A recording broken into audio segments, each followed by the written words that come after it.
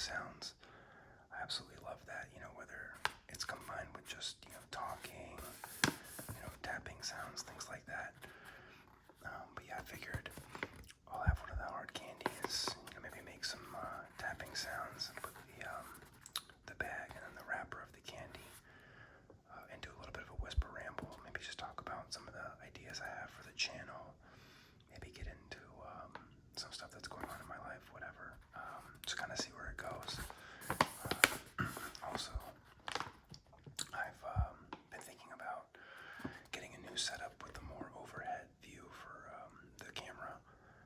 Right now it's very lo-fi. I'm just using my iPhone.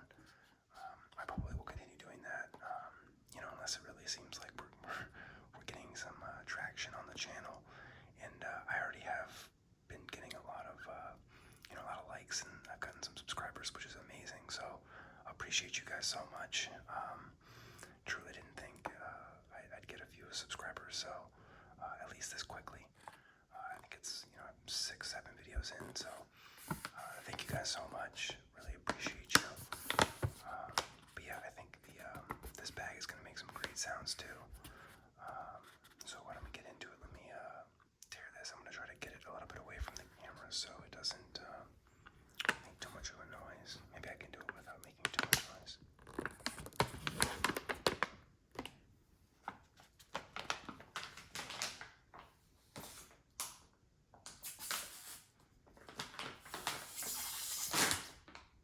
Sorry, that might have been a little loud. Not really perfect for ASMR relaxation, but maybe it's okay.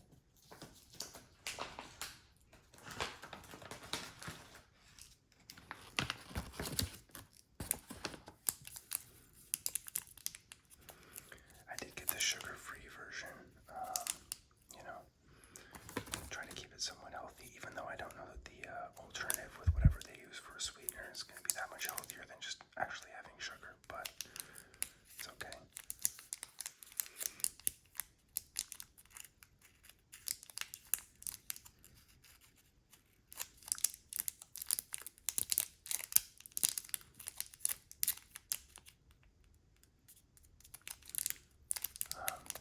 So yeah, I think for the channel, I've done a couple videos so far.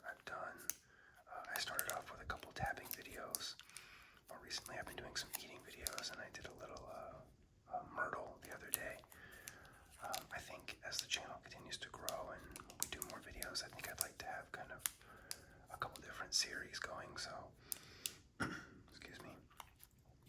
I like to keep doing tapping style videos, maybe with some hard candy sounds with the tapping, whisper rambles with tapping, just, that kind of a series. Pretty simple. I think doing another one with the Myrtle, I feel like, or with like just books or things like that, I think would be cool, just to keep going with a hard candy in my mouth as well. I have some other ideas. Role plays are very popular. I had never been a fan in, the whatever 10 plus years I've been watching ASMR. Role plays never really were my thing. I mean, I've watched a few, and if requests start coming in for role plays, I'll absolutely give the people what they want. I don't think I have role plays though. I think I would like to do so. I have quite a few board games. My fiance and I, we not quite a few, but we have a couple, and I think some of them are one player, and I think it'd be maybe cool to talk through some of those, how to play them, because I think the cardboard box, some of the pieces, like little just parts of the games, might make some good sounds as well. And then I thought maybe even doing like collection videos. So I have some things that I collect here and there, some watches, hats, Pokemon cards. It might be fun to talk through some of those in like a ramble format. And I think it'd be cool if, my goal is to do a video at least 3, if not 4 times a week. It's probably going to be hard to stick to, but I think it'd be cool to have, Tuesdays would be the, tapping series. Thursday could be the, board game series or Myrtle. Saturday could be mouse sounds or something like that, where each day of the week there's a set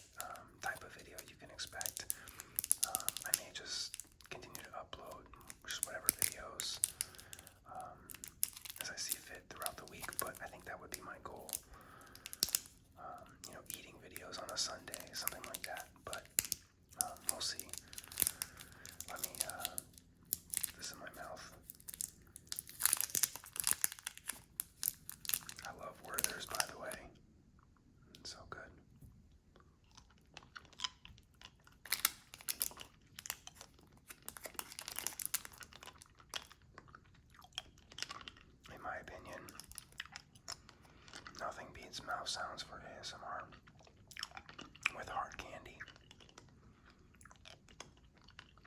There's just something about that little clack, the clickety clack against the teeth,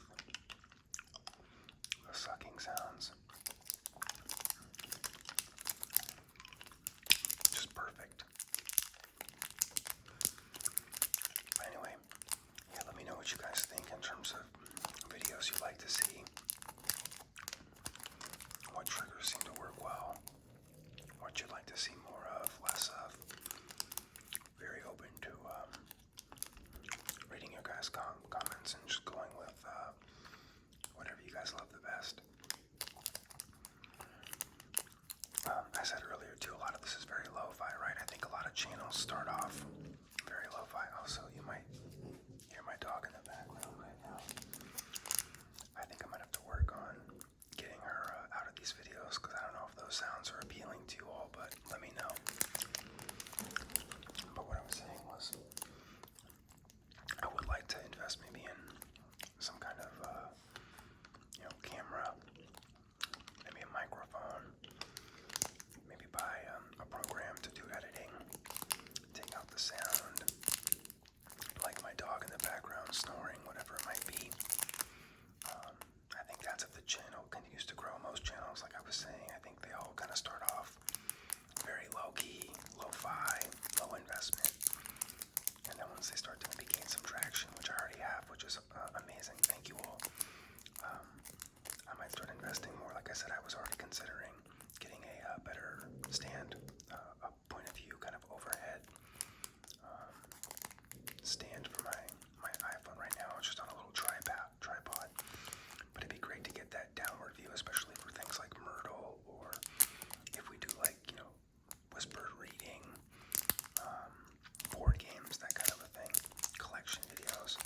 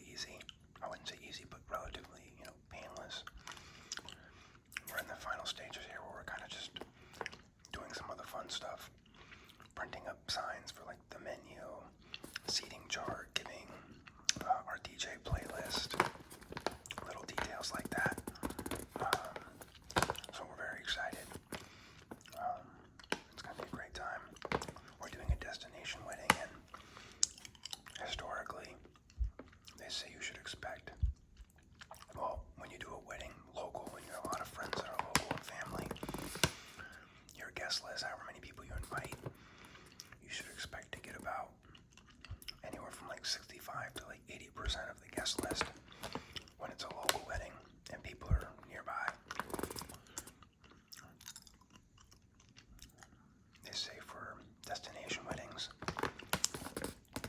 it's much closer to like 30% because obviously the travel's expensive, the hotel lodging is also expensive. So I kind of had that in mind. We invited about maybe 200, a little over 200 guests, and we got pretty good turnout. We got more than we kind of wanted, I think. Well, not more than we wanted, but more than we expected. Well,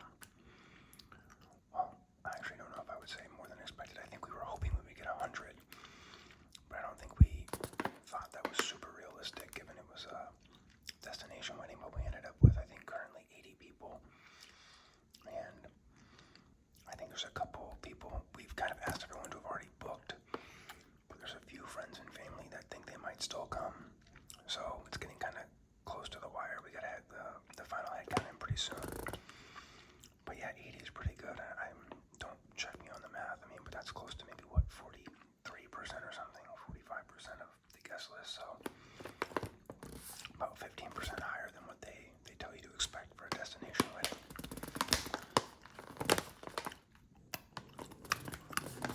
I think it's time to get another one of these in.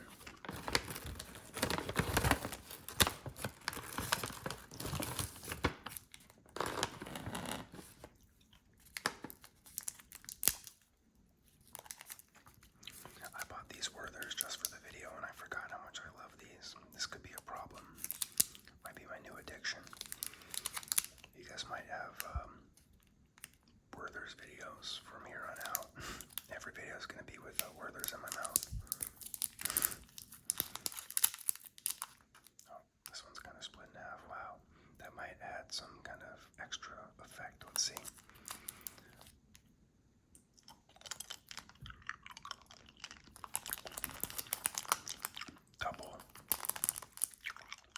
Double hard candy sounds. My cat's coming over here, so you might get my cat ASMR here in a minute. I hope if she jumps on the table it doesn't make too much noise. I have a feeling it will. You'll have to forgive me, because I don't really have anything to edit out loud sounds right now, but hopefully. Oh, here she comes. She might make an appearance. Let's see. There she is. Hi, honey cat.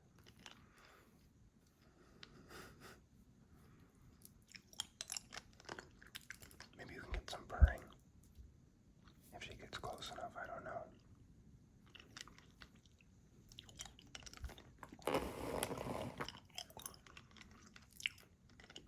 So, I mean, while we're here, I might as well talk about my cat. So, oh, here she comes. There she is. Hi, sweetie. So this is Honey Cat. I got her right around the beginning of COVID, so she's definitely a COVID baby. She's sitting on my lap now. I thought you were gonna get more content from Honey Cat. That's okay. So I got her during COVID. I had cats all growing up. You know, when I lived with my family, my parents, and my dad and I. Well, most recently when I had left college. I'm probably gonna age myself a little bit. I don't know. When I left college and I was still living with my dad, we'd had a cat, an orange tabby, which my current cat is also an orange tabby. When that cat passed away, I went a couple years without having a cat. You know, I'd moved out, and I think when I had moved out, it was like just before COVID hit, and maybe it was a year before COVID. I can't remember now, but I had moved out, and I went to the shelter, and I remember we went, and well, I went, and I saw She had just been brought in, I think, that morning, so she wasn't eligible for adoption yet. They said she had to get her shots and things like that and get the microchip and everything, and she wouldn't be eligible for adoption for 7 days. But I loved her. She was very feisty. She was a stray they found off the street. I think somebody said they found her like in an abandoned car, like in the hood. And I just thought she was very pretty. I thought she was a very cute looking cat. Was definitely feisty. She was, I think, just under 1 years old. So not quite a kitten, but not really a cat yet. And I said I couldn't get her, like I couldn't put a claim on her for that 7-day period. So I made sure on that 7th day, I can't remember, it was maybe like a Tuesday or a Wednesday. I think the shelter opens at 8 a.m. I got there at like 7 a.m. just in case, to make sure I was like the first person in line, so I could make a beeline and tell them right away, like, hey, I want this cat, this is my cat. And thankfully, when I got there that morning, I was first in line. There was nobody else there. To my surprise, there were a few other people who had gotten there, I think for other animals, but like they had their eye on a different cat or a different dog and wanted to be first in line. But yeah, that's the story of how I got Honey Cat, and she's been adorable ever since. She softened up pretty quickly. She was very, very feisty and I think very angry, having been a street cat for a year. But she's the sweetest girl now. And the dog belongs to my fiance, Penny. She's a cute little Frenchie. I've always loved dogs too, but I've always had cats, so naturally I just prefer cats. But again, I love dogs. So bringing them two together was a little difficult. We try to do kind of like introductions, if you will, when we were dating, my fiance and I.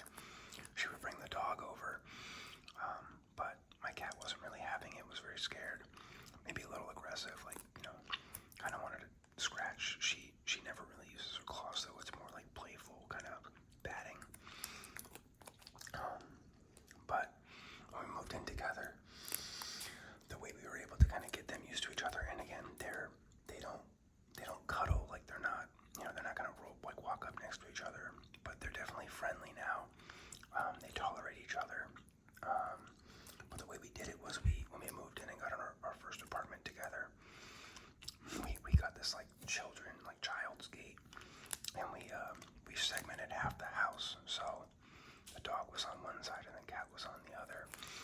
It pains me because I really wanted, my cat used to love coming onto my bed and sleeping with me, but she had to get the other side of the house because the dog, my fiance's dog, is very, very attached and like needs to sleep on the bed. We actually, because we don't want her on the bed because she's allowed to come on the bed, but we don't want her to sleep on the bed because she takes up so much room. We bought her a little baby bassinet to go on the side of the bed, so our dog sleeps in a bassinet on the side of the bed. But after, I don't know, 3 or 4 months, they eventually became pretty friendly. The way it kind of started to break down, or the way they started to kind of get more used to each other, was the cat decided to start coming over. So that's when we knew the cat was comfortable. She would jump over the fence and kind of explore that area, even though she knew the dog was on that side. And after she started doing that a lot, then we kind of took the gate away, and then they got used to each other. But I do have the cat's food bowl and water bowl is in the guest bathroom, and we do have a special cat door so that it kind of closes and locks so that only she can fit through the door and the dog can't. For us, we just kind of unhinge the thing and walk in, which is totally fine. But yeah, I think we still keep that just because I think it's nice for the cat to have a somewhat safe space in case they're playing. They play with each other and they chase each other around in case she wants to get away, and has a 100% safe spot. She knows she can jump high on her cat trees and stuff too because the dog can't get up there. But yeah, I think we'll probably keep that forever just because we don't want the dog to go in there and eat the cat's food too. So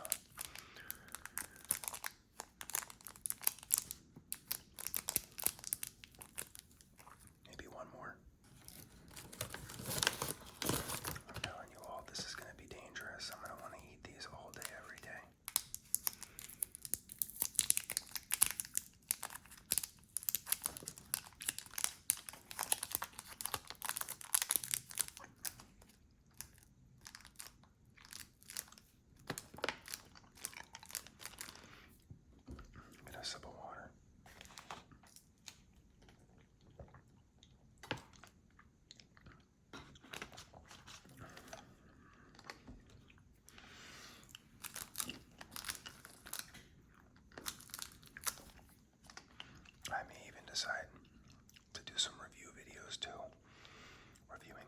drinks, candy, and things like that. I don't really eat junk food a lot, but if it's for the channel, I have to do it.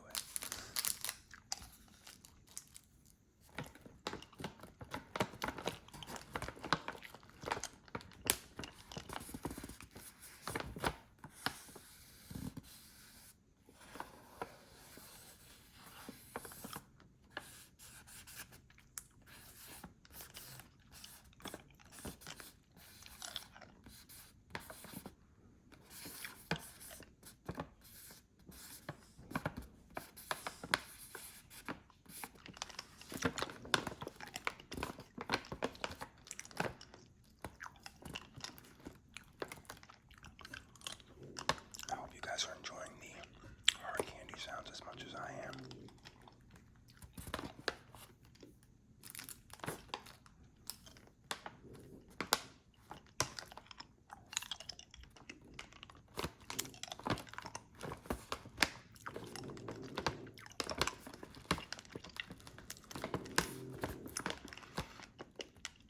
Again, I truly appreciate each and every one of you who's watched my videos already, and subscribed. It means a lot, truly. I think when I started doing these, I really didn't know what to expect. I just kind of thought it'd be fun to do it when I have some free time, and it's just been awesome to see that there are people finding videos and watching them. So I hope it's bringing you some nice relaxation, something soothing, calming, providing some kind of ASMR for you.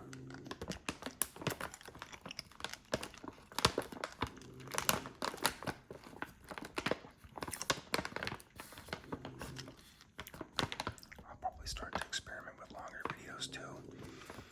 I may need to get a camera for that because my iPhone has so many photos stored. And videos I've been going through and deleting things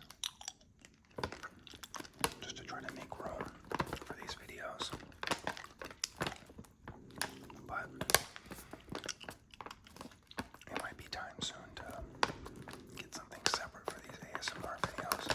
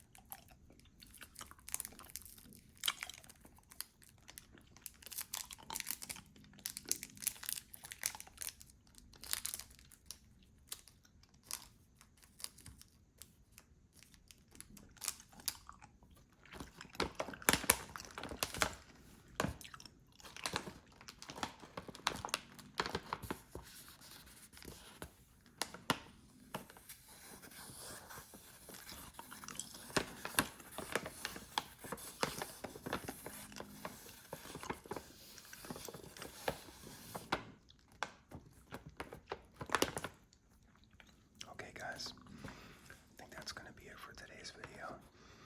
I hope you enjoyed. Let me know in the comments if you enjoyed the hard candy sounds, if you enjoyed the sound of the Werther's bag or the wrappers.